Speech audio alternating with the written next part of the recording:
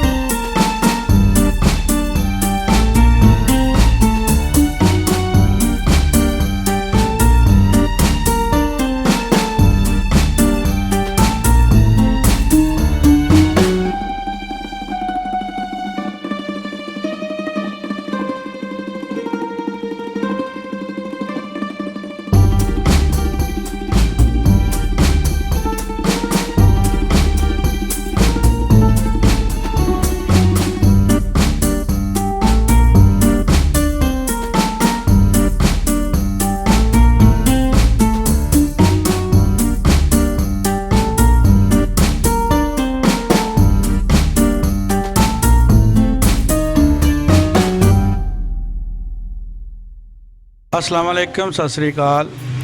एक पिंड पंजाब दा चैनल की टीम अज पहुंची है ननकाना साहब, जिथे आए ने साडे सिख भरा इंडिया दे विचों विसाखी मेले ते।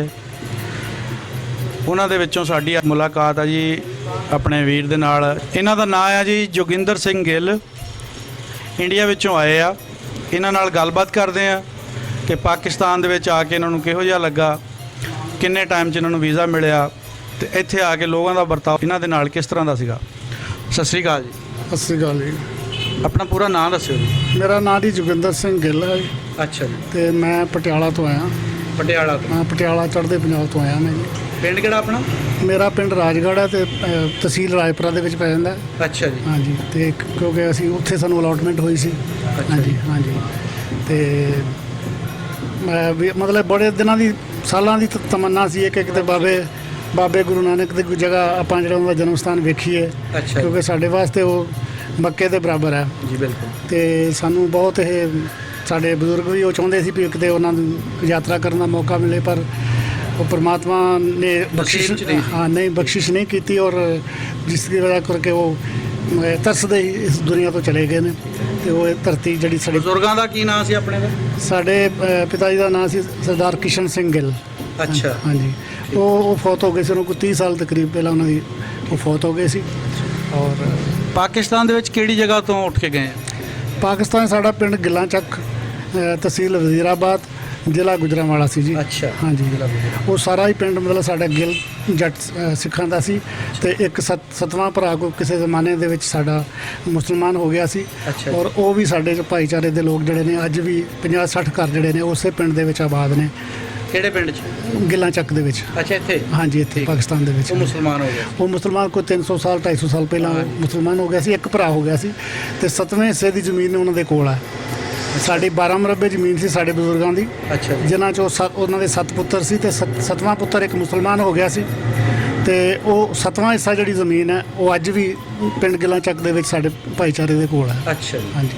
ਤੇ ਬਾਕੀ ਜਿਹੜੀ ਜ਼ਮੀਨ ਸੀ ਉਹ ਸਾਨੂੰ ਇੰਡੀਆ ਜਾਣ ਦੇ ਕਰਕੇ ਸਾਨੂੰ ਅਲਾਟਮੈਂਟ ਉੱਥੇ ਹੋ ਗਈ ਸੀ।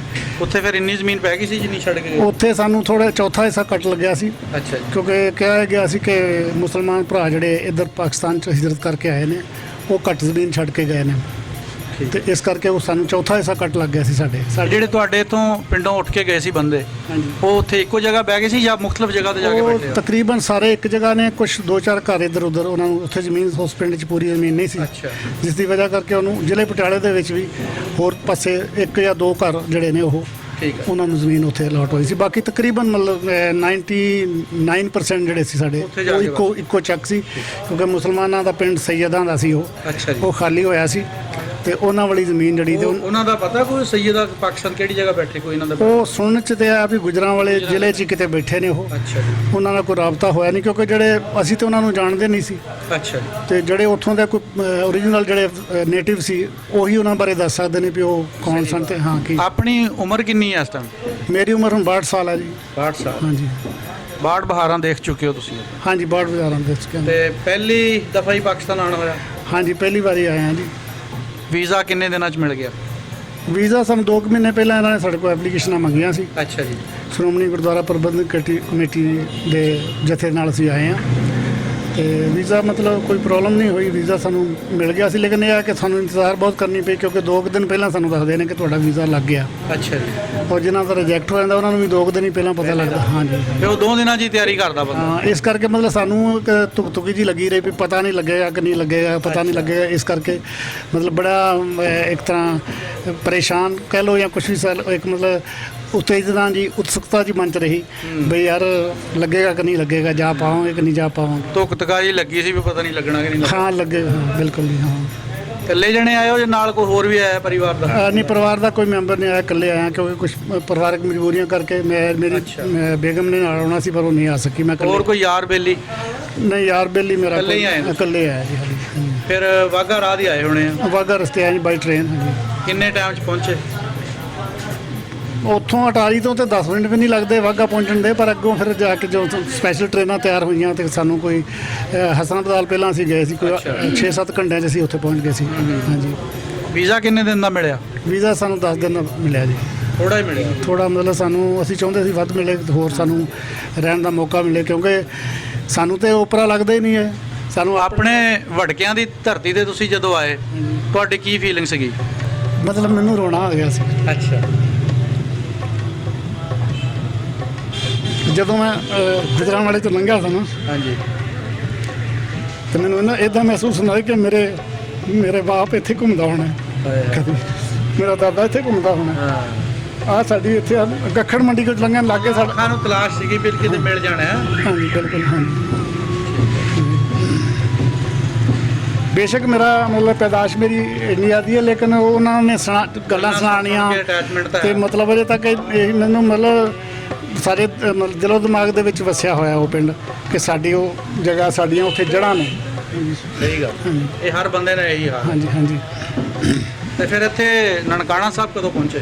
ਨਨਕਾਣਾ ਸਾਹਿਬ ਅਸੀਂ ਅੱਜ ਹੀ ਸਵੇਰੇ ਪਹੁੰਚੇ 4 ਵਜੇ ਜੀ। ਹਾਂਜੀ।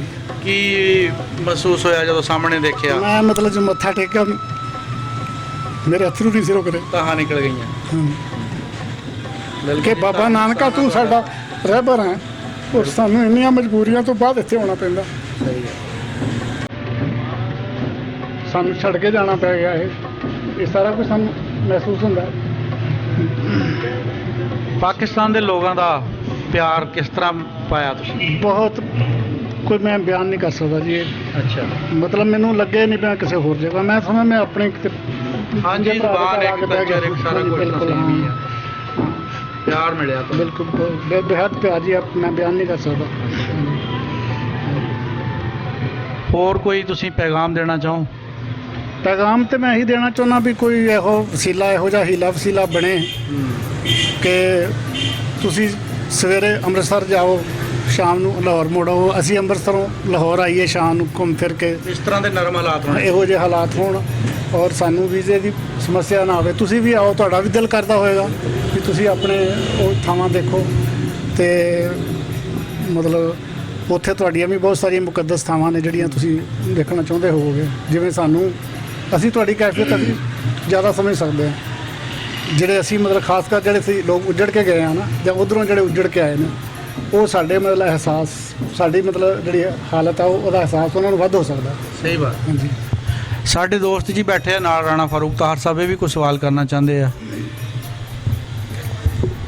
ਅਸੀਂ ਜਨਾਬ ਸਰਦਾਰ ਜੋਗਿੰਦਰ ਸਿੰਘ ਗਿੱਲ ਜਿਹੜੇ ਪਟਿਆਲਾ ਤੋਂ ਤਸ਼ਰੀਫ ਲਿਆਏ ਨੇ ਉਹਨਾਂ ਨੂੰ ਵੈਲਕਮ ਕਹਿੰਦੇ ਆ ਜਨਮ ਸਥਾਨ ਦੀ ਧਰਤੀ ਤੇ ਅਸੀਂ ਸਰਦਾਰ ਸਾਹਿਬ ਇਹ ਪੁੱਛਾਂਗੇ ਕਿ ਕੀ ਤੁਸੀਂ ਜਿਹੜਾ ਤੁਹਾਡਾ ਜਨਮ ਪਿਛੋਕੜ ਹੈ ਜਿੱਥੇ ਤੁਹਾਡੇ ਵਾਲਦੈਨ ਦੀ ਪੈਦਾਇਸ਼ ਹੋਈ ਹੈ ਤੇ ਗਿੱਲਾਂ ਚੱਕ ਤਹਿਸੀਲ ਵਜ਼ੀਰਾਬਾਦ ਜ਼ਿਲ੍ਹਾ ਗੁਜਰਾਂਵਾਲਾ ਤੁਹਾਡਾ ਮਨ ਕਰਦਾ ਹੈ ਕਿ ਮੈਂ ਉੱਥੇ ਜਾਵਾਂ?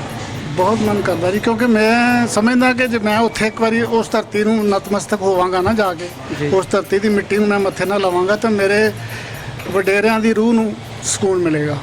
ਕਿਉਂਕਿ ਮੇਰੇ ਬਾਪ ਦਾਦਾ ਦਾਦਾ ਤਾਂ ਖੈਰ ਇੱਥੇ ਫੌਤ ਹੋ ਗਏ ਸੀ, ਮੇਰੇ ਬਾਪ ਜਾਂ ਚਾਚੇ ਤਾਏ ਜਾਂ ਹੋਰ ਉਹ ਸਾਰੇ ਇਹੀ ਤਰਸਦੇ ਮਰ ਗਏ ਵੀ ਕਿਤੇ ਸਾਨੂੰ ਆਪਣੇ ਪਿੰਡ ਵੇਖਣ ਦਾ ਮੌਕਾ ਮਿਲ ਜਾਵੇ, ਕਿਤੇ ਮੌਕਾ ਮਿਲ ਜਾਵੇ, ਪਰ ਉਹਨਾਂ ਦੀ ਤਮੰਨਾ ਉਹਨਾਂ ਦੀ ਦਿਲ 'ਚ ਹੀ ਰਹਿ ਗਈ ਔਰ ਉਹ ਪੂਰੀ ਨਹੀਂ ਹੋ ਸਕੀ ਔਰ ਇਸ ਦੁਨੀਆ ਤੋਂ ਚਲੇ ਗਏ। ਤੇ ਗਿੱਲਾਂ ਚੱਕ ਤਹਿਸੀਲ ਵਜ਼ੀਰਾਬਾਦ ਜ਼ਿਲ੍ਹਾ ਗੁਜਰਾਂਵਾਲਾ ਦੀ ਜਿਹੜੀ ਸਿੱਖ ਬਰਾਦਰੀ ਸੀ ਜਿਹੜੀ ਇੱਥੋਂ ਗਈ ਸੀ, ਉਹਨਾਂ 'ਚੋਂ ਕਿਆ ਕੋਈ ਤੁਹਾਡੇ ਤੋਂ ਇਲਾਵਾ ਕੋਈ ਹੋਰ ਬੰਦਾ ਆਇਆ ਇੱਥੇ ਪਾਕਿਸਤਾਨ ਦੇ ਵਿੱਚ ਕਿਸੇ ਮੌਕੇ ਤੇ ਵੀ? ਨਹੀਂ, ਮੇਰੇ ਇਲਮ 'ਚ ਨਹੀਂ, ਮੇਰੇ ਖਿਆਲ 'ਚ ਮੇਰੇ ਪਿੰਡ ਤੋਂ ਤਾਂ ਮੈਂ ਪਹਿਲੇ ਬੰਦਾ ਵਾਂ ਜਿਹੜਾ ਆਇਆ ਵਾਂ। ਠੀਕ ਹੈ।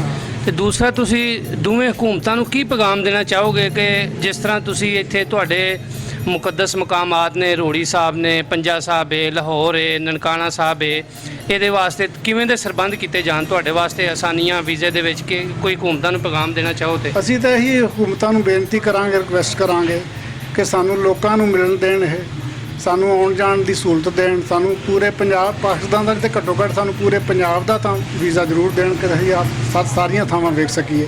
ਇਸੇ ਤਰ੍ਹਾਂ ਅਸੀਂ ਚਾਹੁੰਦੇ ਹਾਂ ਕਿ ਤੁਹਾਨੂੰ ਵੀ ਇਹ ਮੌਕਾ ਮਿਲੇ ਕਿ ਤੁਸੀਂ ਚੜ੍ਹਦੇ ਪੰਜਾਬ 'ਚ ਦਿੱਲੀ ਤੱਕ, ਜਿਹੜਾ ਹਰਿਆਣਾ ਵੀ ਸਾਡੇ ਪੰਜਾਬ ਦਾ ਹਿੱਸਾ ਸੀ, ਹਿਮਾਚਲ ਵੀ ਪੰਜਾਬ ਦਾ ਹਿੱਸਾ ਸੀ, ਘੱਟੋ ਘੱਟ ਖਾਸ ਕਰ ਸਾਡੇ ਇਸ ਪਾਰਟੀਸ਼ਨ ਨਾਲ ਸਾਡੇ ਪੰਜਾਬੀਆਂ ਦੇ ਜਜ਼ਬਾਤ ਬੜੇ ਗਹਿਰਾਈ ਨਾਲ ਜੁੜੇ ਹੋਏ ਨੇ, ਕਿਉਂਕਿ ਵੰਡ ਸਾਡੀ ਹੋਈ ਹੈ। ਹੋਰ ਕਿਸੇ ਨੂੰ ਜਜ਼ਬਾਤੀ ਤੌਰ 'ਤੇ ਕੋਈ ਨਹੀਂ ਜੁੜਿਆ ਸਾਡੇ ਨਾਲ, ਕਿਸੇ ਮਦਰਾਸੀ ਨੂੰ, ਕਿਸੇ ਕੇਰਲਾ ਵਾਲੇ ਨੂੰ ਕੋਈ ਅਹਿਸਾਸ ਨਹੀਂ ਇਸ ਗੱਲ ਦਾ। ਉਹਦੇ ਵਾਸਤੇ ਪਾਕਿਸਤਾਨ ਇੱਕ ਦੂਜੀ ਧਰਤੀ ਹੈ, ਲੇਕਿਨ ਸਾਡੇ ਵਾਸਤੇ ਪਾਕਿਸਤਾਨ ਸਾਡੀ ਆਪਣੀ ਧਰਤੀ ਲੱਗਦੀ ਸਾਨੂੰ, ਤੇ ਤੁਹਾਨੂੰ ਉਹ ਸਾਡਾ ਜਿਹੜਾ ਚੜ੍ਹਦਾ ਪੰਜਾਬ ਹੈ ਆਪਣਾ ਲੱਗਦਾ ਹੋਵੇਗਾ ਮੇਰੇ ਖਿਆਲ 'ਚ। ਕੋਈ ਐਸੀ ਚੀਜ਼ ਜਿਹੜੀ ਤੁਸੀਂ ਅਨੋਖੀ ਦੇਖੀ ਹੋਏ, ਜਿਵੇਂ ਇੱਕ ਬੰਦਾ ਜਾਂਦਾ ਹੈ, ਤੁਸੀਂ ਪਟਿਆਲਾ ਤੋਂ ਲਾਹੌਰ ਆਏ ਤੇ ਤੁਹਾਨੂੰ ਇੰਜ ਲੱਗਿਆ ਕਿ ਅਸੀਂ ਇੱਕ ਦੂਸਰੇ ਮੁਲਕ 'ਚ ਆ ਗਏ ਹਾਂ ਜਾਂ ਦੂਸਰੀ ਜਗ੍ਹਾ ਤੇ ਆ ਗਏ ਹਾਂ, ਕੋਈ ਐਸਾ ਮਹਿਸੂਸ ਹੋਇਆ? ਸਿਵਾਏ ਯੂਨੀਫਾਰਮ ਤੋਂ, ਪੁਲਿਸ ਦੀ ਯੂਨੀਫਾਰਮ ਤੋਂ ਮੈਨੂੰ ਕੋਈ ਫਰਕ ਨਹੀਂ ਲੱਗਿਆ, ਬਲਕਿ ਸਾਡੇ ਨਾਲੋਂ ਕਿਤੇ ਸੋਹਣੀ ਪੰਜਾਬੀ ਬੋਲਦੇ ਨੇ ਇੱਧਰ ਰਹਿੰਦੇ ਪੰਜਾਬ। ਜਦੋਂ ਤੁਸੀਂ ਲਾਹੌਰ ਰੇਲਵੇ ਸਟੇਸ਼ਨ ਤੇ ਆਏ ਹੋ ਤੁਹਾਨੂੰ ਕੋਈ ਵੈਲਕਮ ਕੀਤਾ ਲੋਕਾਂ ਨੇ, ਕੋਈ ਖੁਸ਼ ਆਮਦੇਦ ਕਿਹਾ? ਉਹਨਾਂ ਨੇ ਫੁੱਲਾਂ ਦੇ ਹਾਰ ਸਾਡੇ ਗਲਾਂ 'ਚ ਪਾਏ, ਫੁੱਲਾਂ ਦੀ ਵਰਖਾ ਕੀਤੀ ਸਾਡੇ ਉੱਤੇ ਸਾਰਿਆਂ ਤੇ। ਉਸ ਟਾਈਮ ਕੀ ਤੁਹਾਡੇ ਇਕੱਲੇ ਸਾਡੇ ਜਿਹੜੇ ਅਫਸਰ ਵੀ ਸਨ ਉੱਥੇ, ਜਾਂ ਦੂਜੇ ਵੀ ਜਿਹੜੇ ਨੁਮਾਇੰਦੇ ਸੀ ਸਿਵਲ ਦੇ ਵੀ, ਜਾਂ ਕੋਈ ਮੇਰੇ ਖਿਆਲ ਵਿੱਚ ਕੋਈ NGOs ਦੇ ਵੀ ਹੋਣਗੇ, ਉਹਨਾਂ ਸਾਰਿਆਂ ਨੇ ਇਕੱਲੇ ਬੰਦੇ ਨੂੰ ਕਿਹਾ ਵੀ ਕੋਈ ਤੁਹਾਨੂੰ ਤਕਲੀਫ ਹੋ ਤੇ ਸਾਨੂੰ ਦੱਸਣਾ, ਔਰ ਤੁਹਾਨੂੰ ਤੁਹਾਡਾ ਅਸੀਂ ਜੀ ਆਇਆਂ ਕਹਿੰਦੇ ਹਾਂ, ਤੇ ਤੁਹਾਡੇ ਅਸੀਂ 10 ਦਿਨ ਜਿਹੜੇ ਨੇ ਬਿਲਕੁਲ ਤੁਹਾਨੂੰ ਕਿਸੇ ਕਿਸਮ ਦੀ ਤੁਹਾਨੂੰ ਪਰੇਸ਼ਾਨੀ ਨਹੀਂ ਆਉਣ ਦਿਆਂਗੇ। ਉਹ ਸਾਰਿਆਂ ਨੇ ਸਾਨੂੰ ਇਸ ਚੀਜ਼ ਦਾ ਅਹਿਸਾਸ ਹੋਇਆ। ਪਰ ਮੈਂ ਜਿੱਥੋਂ ਤੱਕ ਜਾਤੀ ਤੌਰ 'ਤੇ ਮੈਂ ਕਦੀ ਮਹਿਸੂਸ ਹੀ ਨਹੀਂ ਕੀਤਾ ਕਿ ਮੈਂ ਦੂਜੀ ਧਰਤੀ 'ਤੇ ਜਾ ਰਿਹਾ, ਜਾਂ ਮੈਨੂੰ ਡਰ ਕੋਈ ਨਹੀਂ ਆ ਕਿ ਮੈਨੂੰ ਇੱਥੇ ਕੋਈ ਡਰ ਹੈ ਕਿ ਮੈਨੂੰ ਮਾਰ ਦੇਗਾ ਨਾ। ਉਹ ਕਹਿੰਦੇ ਹੁੰਦੇ ਨੇ, ਮੈਂ ਇੱਕ ਕਹਾਵਤ ਤੁਹਾਨੂੰ ਦੱਸਾਂਗਾ, ਕਹਿੰਦੇ ਆਪਣਾ ਜੇ ਮਾਰੇਗਾ ਵੀ ਤੇ ਛਾਵੇਂ ਸੁੱਟੇਗਾ। ਠੀਕ ਹੈ ਜੀ। ਤਾਂ ਮੈਂ ਤੇ ਇਸ ਦਿਮਾਗ ਨਾਲ ਇੱਥੇ ਆਉਣਾ, ਮੈਨੂੰ ਨਹੀਂ ਲੱਗਦਾ ਵੀ ਮੈਨੂੰ ਤੁਸੀਂ ਕੁਝ ਕਹਿ ਨਹੀਂ ਸਕਦੇ, ਮੈਨੂੰ ਪਤਾ। ਤੇ ਦੂਸਰਾ ਜਿਹੜਾ ਨਾ ਨਾਸਰ ਕਸਾਨਾ ਸਾਹਿਬ ਬੈਠੇ ਨੇ, ਡਾਇਰੈਕਟਰ ਨੇ, ਪ੍ਰੋਡਿਊਸਰ ਨੇ ਇੱਕ ਪਿੰਡ ਪੰਜਾਬ ਦਾ ਜਿਹੜਾ ਚੈਨਲ ਹੈ YouTube ਤੇ, ਇਹਨਾਂ ਦੀ ਖਿਦਮਾਤ ਨੂੰ ਤੁਸੀਂ ਕਿਸ ਤਰ੍ਹਾਂ ਦੇਖਦੇ ਹੋ ਕਿ ਇਹਨਾਂ ਦੀ ਕਿਵੇਂ ਖਿਦਮਾਤ ਨੇ, ਕਿਸ ਤਰ੍ਹਾਂ ਲੋਕ ਆਪਸ 'ਚ ਮਿਲ ਰਹੇ ਨੇ, ਕੋਈ ਇਸ ਦੇ ਬਾਰੇ ਕੋਈ? ਦੇਖੋ ਜੀ, ਇਹਨਾਂ ਦੀ ਖਿਦਮਾਤ ਦਾ ਹੀ ਇਹ ਸਿੱਟਾ ਹੈ ਕਿ ਮੈਂ ਤੁਹਾਡੇ ਕੋਲ ਅੱਜ ਬੈਠਾ ਤੇ ਮੈਂ ਗੱਲਾਂ ਕਰ ਰਿਹਾ, ਔਰ ਬਹੁਤ ਸਾਰੇ ਲੋਕ ਜੁੜੇ ਨੇ, ਇੱਥੋਂ ਤੱਕ ਕਿ ਮੇਰੇ ਪਿੰਡ ਦੀ ਵੀਡੀਓ ਵੀ ਤੁਹਾਡੇ ਯਤਨਾਂ ਸਦਕਾ, ਮੇਰੇ ਪਿੰਡ ਦੀ, ਮੇਰੇ ਘਰ ਵਿਖਾਇਆ ਤੁਸੀਂ, ਸਾਡਾ ਗੁਰਦੁਆਰਾ ਸੀ ਉੱਥੇ ਉਹ ਦਿਖਾਇਆ ਤੁਸੀਂ, ਸਾਡੇ ਖੇਤ, ਸਾਡੇ 75-80 ਕਿੱਲੇ ਸਾਡੀ ਜ਼ਮੀਨ ਸੀ, ਸਾਡੇ ਸਾਰੇ ਖੂਹ ਵਿਖਾਏ ਨੇ ਤੁਸੀਂ, ਕੱਲੇ ਖੂਹ ਤੇ ਜਾ ਕੇ ਉਹਦੀ ਵੀਡੀਓ ਬਣਾ ਕੇ ਤੁਸੀਂ ਭੇਜੀ ਹੈ। ਉਹ ਇਹਨਾਂ ਭਰਾਵਾਂ ਦੀਆਂ ਕੋਸ਼ਿਸ਼ਾਂ ਦਾ, ਇਹਨਾਂ ਭਰਾਵਾਂ ਦੇ ਯਤਨਾਂ ਦਾ ਸਦਕਾ ਇਹ ਸੰਭਵ ਹੋਇਆ। ਹੋਰ ਵੀ ਬਹੁਤ ਸਾਰੇ ਸਾਡੇ ਭਰਾ ਨੇ ਜਿਹੜੇ ਇਸ ਸ਼ੋਬੇ 'ਚ ਕੰਮ ਕਰ ਰਹੇ ਨੇ, ਔਰ ਬੜੇ ਅੱਛੇ ਰਿਜ਼ਲਟ ਉਹਦੇ ਆ ਰਹੇ ਨੇ। ਇਹਨਾਂ ਨੂੰ ਕਿਵੇਂ ਐਪਰੀਸ਼ੀਏਸ਼ਨ ਕਰੋਗੇ, ਕਿਵੇਂ ਇਹਨਾਂ ਦੀ ਹੌਸਲਾ ਅਫਜ਼ਾਈ ਕਰੋਗੇ ਕਿ ਮਜ਼ੀਦ ਇਹਨਾਂ ਨੂੰ ਕੀ ਕੰਮ ਕਰਨਾ ਚਾਹੀਦਾ ਕਿ ਜਿਹੜੇ ਲੋਕ ਗੁਆਚੇ ਲੋਕ ਨੇ ਜਾਂ ਵਿਛੜੇ ਖਾਨਦਾਨ ਨੇ ਜਾਂ ਦੋਸਤ ਨੇ, ਉਹਨਾਂ ਦੀ ਆਪਸ 'ਚ ਮੁਲਾਕਾਤ ਹੋ ਜੇ, ਰਾਬਤਾ ਹੋ ਜੇ, ਕੀ ਇਹਨਾਂ ਨੂੰ ਕਰਨਾ ਚਾਹੀਦਾ? ਦੇਖੋ ਜੀ, ਇਹ ਸ਼ੁਰੂਆਤ ਹੈ ਜਿਹੜਾ ਇਹਨਾਂ ਨੇ ਕੰਮ ਸ਼ੁਰੂ ਕੀਤਾ, ਮੇਰੇ ਖਿਆਲ 'ਚ ਬਹੁਤ ਸਾਰੇ ਲੋਕਾਂ ਦਾ ਰਾਬਤਾ ਕਾਇਮ ਹੋ ਗਿਆ ਇਸ ਦੀ ਵਜ੍ਹਾ ਕਰਕੇ, ਕਿਉਂਕਿ ਬਹੁਤ ਸਾਰੇ ਉਧਰ ਦੇ ਕੁਝ ਉੱਥੇ ਵੀ ਕੰਮ ਕਰ ਰਹੇ ਨੇ, ਆਪਣੇ ਚੜ੍ਹਦੇ ਪੰਜਾਬ 'ਚ ਲੋਕ ਕੰਮ ਕਰ ਰਹੇ ਨੇ, ਉਹਨਾਂ ਦੀ ਵਜ੍ਹਾ ਕਰਕੇ ਔਰ ਇਹਨਾਂ ਦੀ ਵਜ੍ਹਾ ਕਰਕੇ ਕਈ ਹੁਣ ਜਦੋਂ ਉਹਨਾਂ ਉਹ YouTube ਤੇ ਦੇਖਦੇ ਨੇ ਆਪਣੇ ਪਿੰਡ ਦਾ ਜਾਂ ਕਿਸੇ ਆਪਣੇ ਪਿੰਡ ਦੇ ਬੰਦੇ ਦੀ ਗੱਲ ਜਾਂ ਆਪਣੇ ਕਿਸੇ ਬਜ਼ੁਰਗ ਦਾ ਨਾਂ ਸੁਣਦੇ ਨੇ ਤੇ ਉਹ ਇੱਕਦਮ ਤਰਵਕ ਜਾਂਦੇ ਨੇ ਤੇ ਅਗਲੇ ਦਿਨ ਹੀ ਫੋਨ ਕਰਦੇ ਨੇ ਕਿ ਸਾਡੀ ਗੱਲ ਕਰਾਓ ਉਹਨਾਂ ਨਾਲ।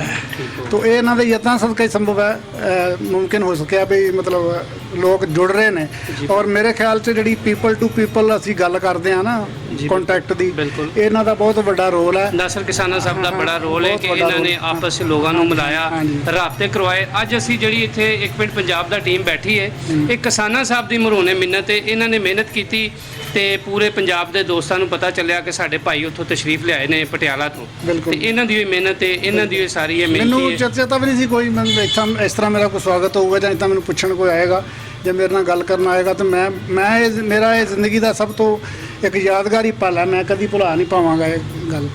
ਜ਼ਿੰਦਗੀ ਪਤਾ ਨਹੀਂ ਹੈ ਕਿ ਨਹੀਂ ਹੈ, ਲੇਕਿਨ ਇਹ ਇੱਕ ਐਸੀ ਰਿਕਾਰਡਡ ਚੀਜ਼ ਹੋ ਗਈ ਹੈ ਜੀ। ਕਿ ਮਤਲਬ ਘੱਟੋ ਘੱਟ ਸਾਡੇ ਜਾਣ ਤੋਂ ਬਾਅਦ ਵੀ 10 20 50 ਸਾਲ ਲੋਕ ਯਾਦ ਰੱਖਣਗੇ ਕਿ ਹਾਂ ਬਈ ਕੋਈ ਕਿਸੇ ਬੰਦੇ ਨੇ ਕੋਈ, ਔਰ ਹੋ ਸਕਦਾ ਇਹਦੇ ਨਤੀਜੇ ਬੜੇ ਚੰਗੇ ਨਿਕਲ ਆਉਣ ਕੱਲ੍ਹ ਤੇ ਨੂੰ। ਤੁਸੀਂ ਉੱਥੇ ਜਾ ਕੇ ਆਪਣੀ ਫੈਮਿਲੀ ਨੂੰ, ਪਰਿਵਾਰ ਨੂੰ ਕੀ ਦੱਸੋਗੇ ਕਿ ਮੈਂ ਪਾਕਿਸਤਾਨ ਕਿਵੇਂ ਵੇਖਿਆ, ਮੇਰੇ ਯਾਰ ਸੱਜਣ ਮਿੱਤਰ ਮੈਨੂੰ ਮਿਲਣ ਆਏ ਜਾਂ ਇੱਕ ਪਿੰਡ ਪੰਜਾਬ ਦਾ ਟੀਮ ਮਿਲਣ ਆਈ, ਕੀ ਦੱਸੋਗੇ ਉਹਨਾਂ ਨੂੰ?